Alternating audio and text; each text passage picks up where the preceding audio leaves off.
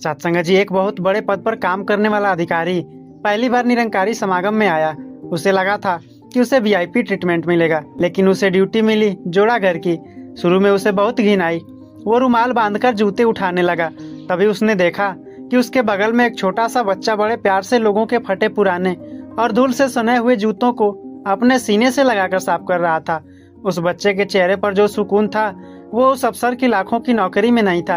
अफसर ने पूछा, बेटा ये तो गंदे जूते हैं, इन्हें इतना प्यार क्यों? बच्चे ने मासूमियत से कहा, अंकल ये जूते नहीं हैं, ये तो संतों के चरण हैं। इनके धूल माथे पर लग जाए तो तकदीर संवर जाती है। सत्संग जी उस अफसर का सारा अहंकार उस दिन जूते की धूल में मिल गया। तो सत्संग जी सेवा पद से नहीं भाव से महान होती है। सत्संग जी एक राजा के पास सब कुछ था, महल, दौलत, नौकर और सेना, लेकिन फिर भी उसे रात में नींद नहीं आती थी।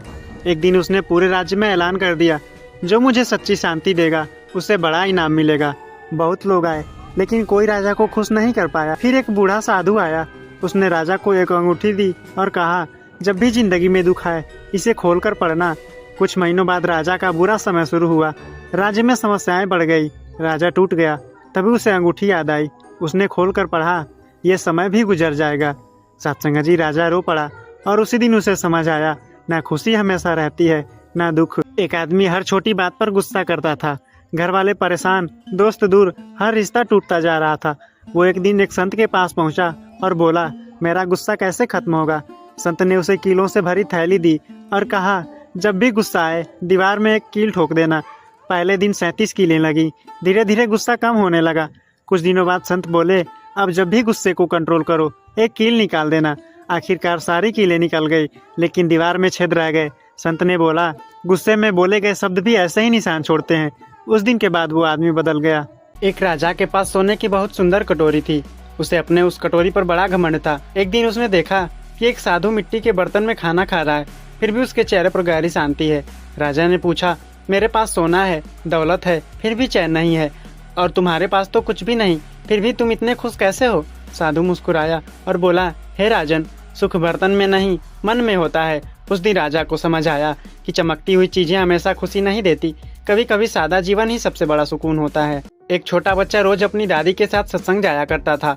उसे ज्यादा समझ तो नहीं आता था, लेकिन एक बात वो हमेशा सुनता था, जो भी होता है निरंकार की रजा में होता है।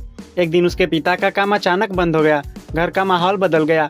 माँ परेशान रहने लगी, पिता चुप रहने लगे। उस रात बच्चे ने पहली बार अपने पिता को रोते हुए देखा। वो धीरे से उनके पास गया और बोला, पापा आप तो कहते थे ना कि निरंकार सब ठीक करता है। उस छोटे से सवाल ने जैसे कमरे की खामोशी तोड़ दी। पिता ने आंसू पोंछे, बच्चे को गले लगाया और बस मुस्कुरा दिए। कुछ दिन बाद काम फिर से शुरू हो गया, लेकिन उस परिवार को सबसे बड़ी सीख ये मिली कि विश्वास अच्छे समय में नहीं बुरे समय में पहचाना जाता है। एक आदमी रोज मंदिर जाता था, लेकिन उसके मन में हमेशा शिकायत रहती थी, भगवान मेरी जिंदगी में इतने परेशानियां क्यों हैं? एक दिन उसने देखा मंदिर के बाहर एक बूढ़ा आदमी फटे कपड़ों में बैठा था, फिर भी उसके चेहरे पर सुकून था। उसने पूछा, आप इतने खुश कैसे रहते हो? बूढ़ा मुस्कुराया और बोला, जब मैंने अपनी जिंदगी को भगवान की अमानत मान लिया तब से शिकायतें खत्म हो गई। उस दिन उस आदमी को समझ आया, सुख चीजों से नहीं समर्पण से मिलता है। एक महात्मा ने सत्संग में पानी से भरा गिलास हाथ में लेकर कहा, अगर इस पानी में थोड़ा सा चीनी डाल दो तो पानी का स्वाद बदल जाता है। फिर उन्होंने मुस्कुरा कर कहा, ठीक वैसे ही अगर जीवन में नाम का सिमरन घुल जाए तो दुख भरी जिंदगी भी मीठी लगने लगती है। बात छोटी तो थी, लेकिन सुनने वालों के दिल तक उतर गई, क्योंकि बाहर की परिस्थितियां हमेशा नहीं बदलती, लेकिन नाम इंसान के अंदर का स्वाद बदल देता है। एक कुम्हार मिट्टी से घड़ा बना रहा था। बार बार उसे थपकी देता, आग में पकाता, फिर दोबारा संवारता। पास खड़ा एक लड़का बोला, इतनी तकलीफ क्यों देते हो इसे? कुम्हार मुस्कुराया और बोला, अगर ये आग और चोट सह लेगा तभी लोगों के काम आएगा।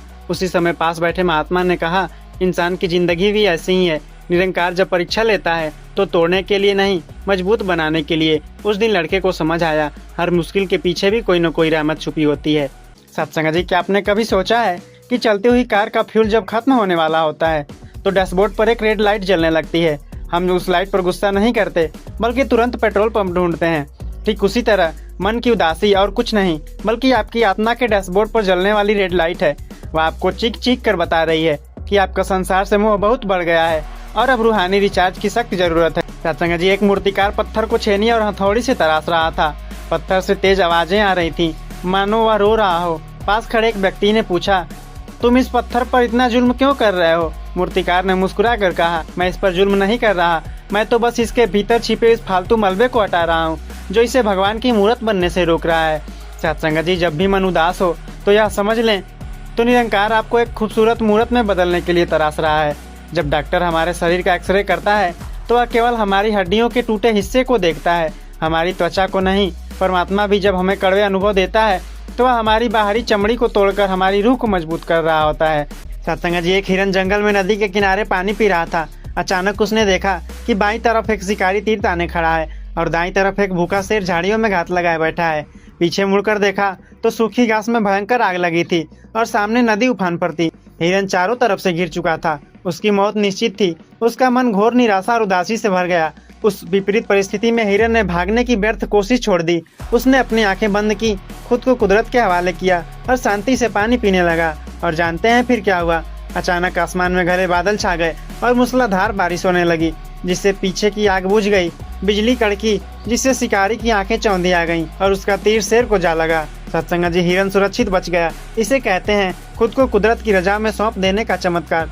जब हम जिंदगी की उलझनों को खुद सुलझाने की जिद करते हैं तो मन उदास होता है। जब हम हार मानकर उस निरंकार को सौंप देते हैं तो रूहानी शांति का जन्म होता है।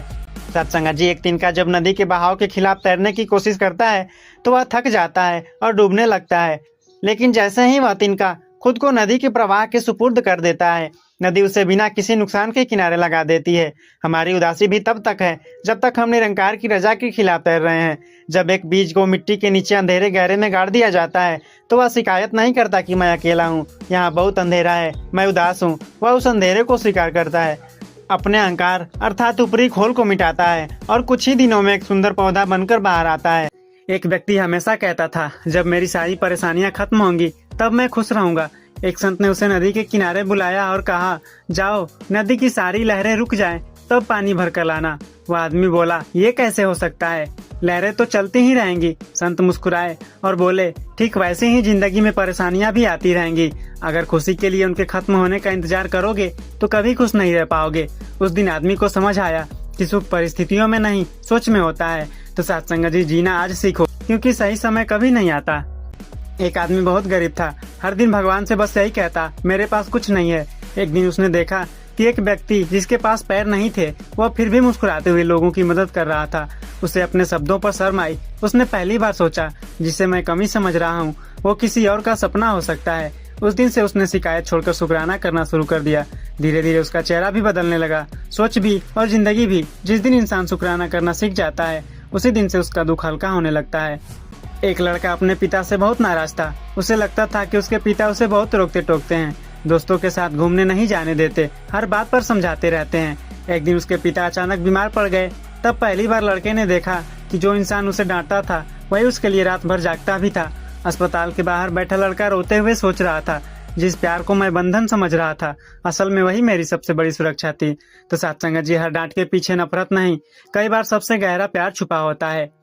सोचिए, कपास के पौधे से निकली रुई कितनी सख्त और अशुद्ध होती है। उससे पहले धुना जाता है, फिर काता जाता है, फिर बुना जाता है और अंत में खोलते हुए रंग में डुबोया जाता है। क्या रुई को खत्म करने के लिए ऐसा किया जाता है? नहीं, उसे एक कीमती मखमल का कपड़ा बनाने के लिए इन सब तकलीफों से गुजारा जाता है। सतगुरु कहते हैं कि मिटा दे अपनी हस्ती को अगर कुछ मर्तबा चाहे, कि दाना खाक में मिलकर गुले गुलजार होता है। जब परमात्मा हमें दुखों की भट्टी में डालता है तो हमारी रूह को मखमल की तरह कोमल और कीमती बना रहा होता है। एक आम इंसान और एक ब्रह्मज्ञानी में यही फर्क है। आम इंसान कहता है, मेरे साथ ही ऐसा क्यों, और ब्रह्मज्ञानी कहता है, दाता तेरी रजा, तूने मुझे इस लायक समझा कि तू मुझे तराश रहा है। पिंगलवाड़ा के संस्थापक भगत पूरन सिंह जी के पास एक बार एक व्यक्ति आया और बोला, मेरे जीवन में दुख बहुत हैं, परमात्मा मेरी परीक्षा क्यों ले रहा है? भगत जी ने उसे एक अपाहिज बच्चे की ओर इशारा करके कहा, इस बच्चे के पास पैर नहीं है, पर इसके पास वो मुस्कुराहट है जो तुम्हारे पास सब कुछ होते हुए भी नहीं है। परमात्मा तुम्हें इसलिए दुख देता है ताकि तुम चीजों से मोह छोड़कर चेतना से जुड़ सको। सत्संग जी, दुख हमारी अहंकार की दीवार को तोड़ने के लिए आता है। जब तक दीवार नहीं टूटेगी तब तक अंदर बैठा परमात्मा नजर नहीं आएगा। एक शख्स अपनी पुरानी बाइक पर बैठकर मुस्कुराते हुए घर जा रहा था। रास्ते में रेड लाइट पर उसने अपना फोन निकाला और देखा कि उसके कॉलेज के दोस्त ने अपनी नई चमचमाती लग्जरी कार की फोटो डाली है। एक सेकंड में उसकी मुस्कुराहटें गायब हो गई। उसे अपनी बाइक कचरा लगने लगी। अपनी मेहनत बेकार लगने लगे और अपनी खुशहाल जिंदगी एक बोझ लगने लगा। सत्संगत जी, हम अपनी हकीकत की तुलना दूसरों के हाईलाइट से करते हैं। हम दूसरों को खुश दिखाने की रेस में अपनी असली खुशी का गला घोंट रहे हैं। किसी की फोटो देखकर अपनी शांति मत बेचिए। सत्संगत जी, दूसरों की स्क्रीन देखकर अपनी तकदीर मत लिखिए। सत्संगत जी, हम दुनिया के सबसे बड़े दोगले हैं और यह बात आज आपको माननी पड़ेगी। हम बाहर किसी अजनबी की गलती पर उसे सॉरी बोल देते हैं, पर घर में अपनों की छोटी सी बात पर पूरा घर सिर पर उठा लेते हैं। हम इंटरनेट पर मानवता और मानसिक शांति के लंबे लंबे पोस्ट शेयर करते हैं, लेकिन जब घर का कोई सदस्य उदास बैठा हो तो हमारे पास उससे बात करने के लिए 5 मिनट नहीं होते। हम बाहर की दुनिया में सबसे अच्छे बनने का नाटक करते हैं और जिन लोगों को हमारी सबसे ज्यादा जरूरत है उनके लिए हम सबसे कड़वे बन जाते हैं। तो सत्संग जी, सुधार बाहर से नहीं, अपने घर की चौखट के अंदर से शुरू होता है। बाहर साधु बनने से पहले घर में इंसान बनिए। सत्संग जी, हम इस तरह जी रहे हैं जैसे हमें कभी मरना ही नहीं है। हम बैंक बैलेंस बढ़ा रहे हैं, जमीनें खरीद रहे हैं, लोगों से दुश्मनी पाल रहे हैं और कल जिएंगे सोचकर आज का दिन गंवा रहे हैं। लेकिन सच यह है कि एक दिन अचानक एक कॉल आएगा या एक छाती का दर्द उठेगा और खेल खत्म। फिर न वो रुतबा काम आएगा, न वो अहंकार। लोग आपकी सबसे कीमती चीज यानी आपके नाम को भूलकर आपको सिर्फ डेड बॉडी कहेंगे। जिंदगी बहुत छोटी है भाई, इसे नफरत में और भागने में मत निकालो। जो आज है उसे खुलकर जी लो। तैयारी कल की करो पर जियो आज में। सत्संग जी, आजकल हम किसी की खुशी उसकी मुस्कुराहट से नहीं, उसके इंस्टाग्राम के फिल्टर और रैप से नापते हैं। लोग कर्ज लेकर महंगी गाड़ियां खरीद रहे हैं ताकि उन लोगों को इम्प्रेस कर सकें जिन्हें वो पसंद नहीं करते। हम अंदर से खोखले होते जा रहे हैं, लेकिन हमारी प्रोफाइल शानदार दिखनी चाहिए। हम रील पर तो ट्रेंडिंग गानों पर नाच रहे हैं, पर असल जिंदगी में हमारे दिल का सुकून पूरी तरह गायब है। इस दिखावे की रेस से बाहर निकलो। असली अमीरी वो नहीं जो स्क्रीन पर दिखे, असली अमीर वो है जो रात को बिना किसी चिंता के चैन की नींद सो सके। तो सत्संग जी, अपनी जिंदगी को लाइक्स के लिए नहीं, लाइफ के लिए जिए। सत्संग जी, मैं गुस्से में अपना बैग पैक करके घर से निकला था। पापा से बहस हुई थी क्योंकि उन्होंने मेरी पसंद की बाइक दिलाने से मना कर दिया था। ट्रेन में मेरे सामने वाली सीट पर एक बुजुर्ग बैठे थे। मेरी उखड़ी हुई सांसें देखकर उन्होंने मुस्कुराकर पूछा, क्या हुआ बेटा, बहुत गुस्से में हो? मैंने चिढ़कर अपनी पूरी कहानी सुना दी कि कैसे मेरे पापा मेरी खुशियों की कदर नहीं करते। बुजुर्ग ने अपनी जेब से एक पुरानी टूटी हुई घड़ी निकाली और बोले, ये मेरे बेटे की आखिरी निशानी है। 5 साल पहले वो भी ऐसे ही मुझसे लड़कर घर से भागा था। रास्ते में उसका एक्सीडेंट हो गया। आज मेरे पास दुनिया की हर बाइक खरीदने का पैसा है, पर उसे वापस लाने की औकात नहीं। बुजुर्ग की आंखों में वो आंसू और सन्नाटा देखकर मेरा सारा गुस्सा पानी हो गया। मैंने अगले ही स्टेशन पर ट्रेन बदली और घर वापस भाग गया। तो सत्संग जी, अपनों की नाराजगी उनकी मौजूदगी से बड़ी नहीं होती। एक लड़का एक बहुत बड़े जमींदार के यहाँ नौकरी करता था। जमींदार के पास जमीन, पैसा, रुतबा सब था, लेकिन वो कभी हंसता नहीं था। बंगले के कोने में एक छोटा सा कमरा था जो हमेशा बंद रहता था। एक दिन कौतूहल में लड़के ने पूछ ही लिया, मालिक, इस आलीशान महल में उस एक बंद कमरे का क्या राज है? जमींदार उसे उस कमरे के पास ले गया और ताला खोल दिया। अंदर कोई खजाना नहीं था, बस एक फटी हुई चटाई, एक मिट्टी का घड़ा और एक पुरानी फटी हुई कमीज थी। जमींदार ने एक गहरी सांस ली और बोला, बेटा, जब भी मुझे अपने पैसे और रुतबे पर घमंड होने लगता है, मैं इस कमरे में आकर 10 मिनट बैठ जाता हूँ। ये कमरा मुझे याद दिलाता है कि मेरी असलियत क्या थी और मुझे जमीन पर बनाए रखती है। तो सत्संग जी, इंसान कितना भी ऊंचा उड़ जाए, उसे अपनी जड़ें कभी नहीं भूलनी चाहिए। अमित और राहुल बचपन के दोस्त थे। दोनों एक साथ जंगल के रास्ते शहर काम ढूंढने जा रहे थे। रास्ते में अमित का पैर एक चमकीले पत्थर से टकराया। उसने उठाया तो देखा वो एक बेशकीमती हीरा था। दोनों की खुशी का ठिकाना नहीं रहा। उन्होंने तय किया कि शहर जाकर इसे बेचेंगे और आधा आधा बांट लेंगे। रात को जंगल में रुकना पड़ा। अमित सो रहा था, पर राहुल की आंखों से नींद गायब थी। राहुल के मन में लालच आ गया, अगर मैं अमित को रास्ते से हटा दूं तो ये पूरा हीरा मेरा हो जाएगा। उसने सूखी लकड़ी उठाई और जैसे ही अमित पर वार करने गया, अमित की आंखें खुल गई। अमित ने उसे रोकने के बजाय वो हीरा राहुल के हाथ में थमा दिया और बोला, भाई, मुझे हीरा नहीं तू चाहिए था, पर इस पत्थर ने मुझे दिखा दिया कि तेरी नजर में हमारी 10 साल की दोस्ती की कीमत बस यही है। ले, रख ले इसे, मैं वापस जा रहा हूँ। सत्संग जी, लालच इंसान को अंधा बना देता है और खोए हुए रिश्ते कभी वापस नहीं आते। सत्संग जी, जब पेड़ पर फल आते हैं तो उसकी डालियां झुक जाती हैं, और जब इंसान के भीतर ज्ञान आता है तो उसकी आवाज धीमी हो जाती है। लेकिन आज का मनुष्य जितना खाली होता जा रहा है उतना ही ऊंचा बोलता जा रहा है। क्या आपने कभी सोचा है, जिस मिट्टी पर चलकर इंसान बड़ा होता है, आखिर उसी मिट्टी में मिल जाने के बाद इतना घमंड किस बात का रह जाता है? संतों ने कहा है, माटी कहे कुम्हार से, तू क्यों रो दे मोहे, एक दिन ऐसा आएगा मैं रौंदूंगी तोहे। एक राजा था, उसने अपने महल के बाहर लिखवा दिया, मेरे जैसा शक्तिशाली कोई नहीं। उसी रात एक फकीर वहाँ से गुजरा। उसने नीचे छोटा सा वाक्य लिख दिया, शमशान में जाकर देख लेना। सुबह राजा ने पढ़ा तो पहली बार उसे अपनी सांसों की औकात समझ आई। यही सत्य है जीवन 2 दिन का मेला है, यहाँ कोई अस्थाई नहीं है, लेकिन फिर भी इंसान रिश्तों से ज्यादा वस्तुओं को संभाल रखा है।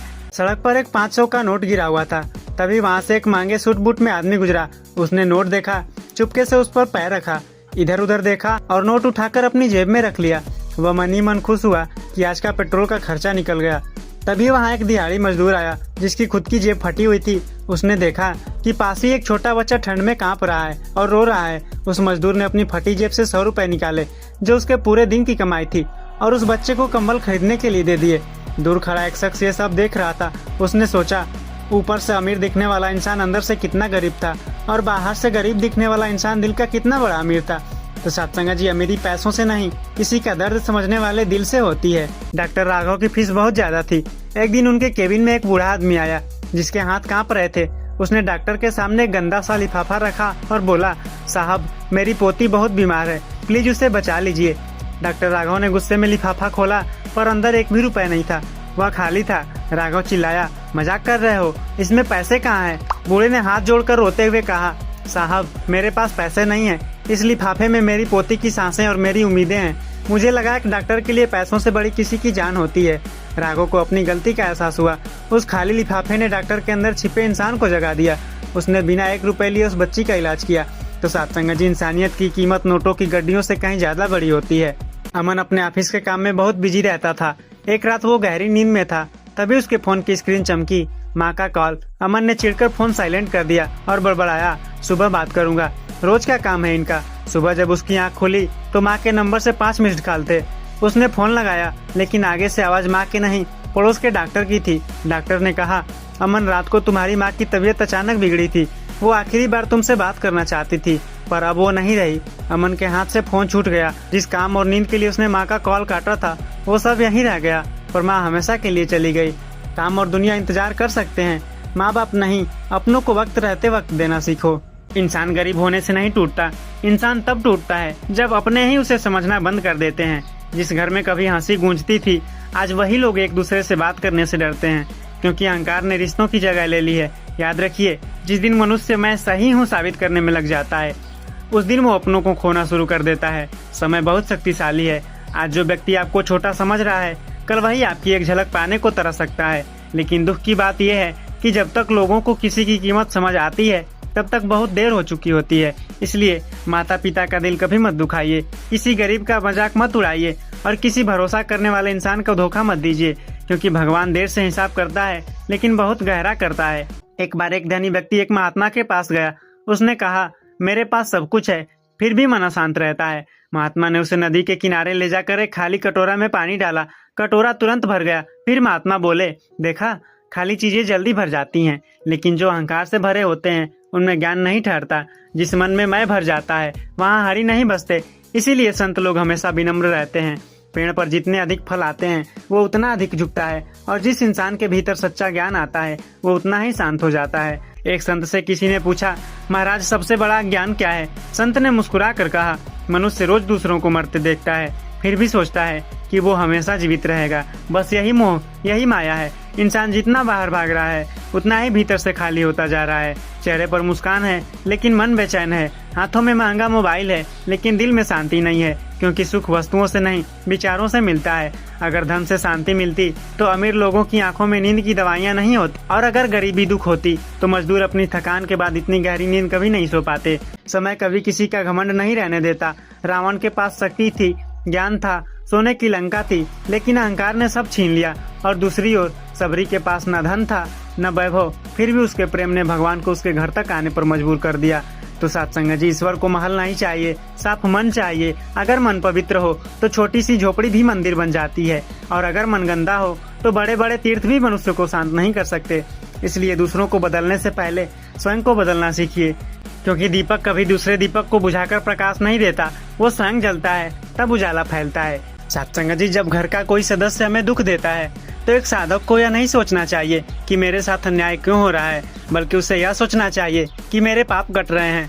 लोग अपने पाप को धोने के लिए गंगा स्नान करते हैं, तीर्थ यात्रा करते हैं, व्रत उपवास करते हैं, पर घर के ही लोग अगर ताना दें, दुख दें, अपमान करें तो अभी हमारे ही कर्मों का फल है। और अगर हम इसे सहन कर लेते हैं तो हमारे पाप कट जाते हैं। जो इस भाव से जीवन को देखता है वही सच्चा साधक बनता है। दुख देने वाला नहीं, दुख सहने वाला महान होता है। जो लोग हमेशा चिंता करते हैं उन्हें यह 4 बातें याद रखनी चाहिए। पहला, पायल कितनी भी महंगी हो वह हमेशा पहनी पैरों में ही जाती है, इसलिए कीमत से ज्यादा अहमियत मायने रखती है, वरना कीमती चीज भी अनदेखी रह जाती है। दूसरा, घड़ी चाहे कितनी भी कीमती हो वह समय को रोक नहीं सकती, इसलिए समय की कदर करो, क्योंकि गुजरा हुआ वक्त कभी वापस नहीं आता। तीसरा है, छाता बारिश से बचाता तो है लेकिन बारिश को रोक नहीं पाता। उसी प्रकार चिंता हमें समस्याओं से बचाती नहीं बल्कि हमें और समाधान से दूर ले जाती है, तकलीफ देती है और उसमें उलझाती जाती है। चौथा है, पेड़ पर बैठे एक पंछी को अपने पंखों पर भरोसा होता है, ना कि पेड़ की डाली पर।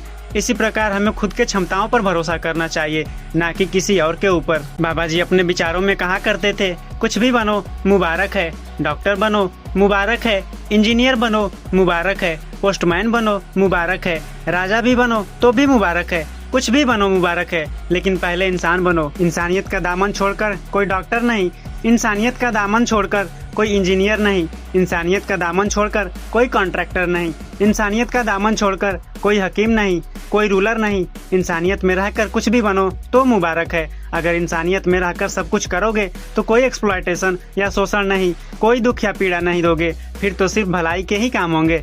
सदगुरु बाबा हरदेव सिंह जी का एक विचार है जिसमें वह कहते हैं कि हम जय बुलाते हैं राम की और कर्म करते हैं रावण के।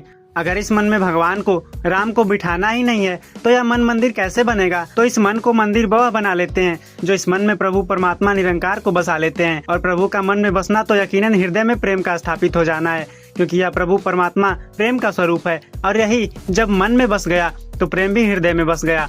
और अगर प्रेम मन में बस गया तो हम हमेशा दूसरे का हित करेंगे, अहित नहीं करेंगे, दूसरों को खुशी देंगे, दूसरों को पीड़ा नहीं देंगे। और हम इस प्रकार से ऐसा कार्य करते हुए आपकी यश करेंगे और औरों के लिए भी कल्याणकारी कार्य करते हुए उनका उद्धार करते चले जाएंगे। एक दृष्टिहीन व्यक्ति रात के अंधेरे में हाथ में जलता हुआ दिया लेकर रास्ते पर चल रहा था।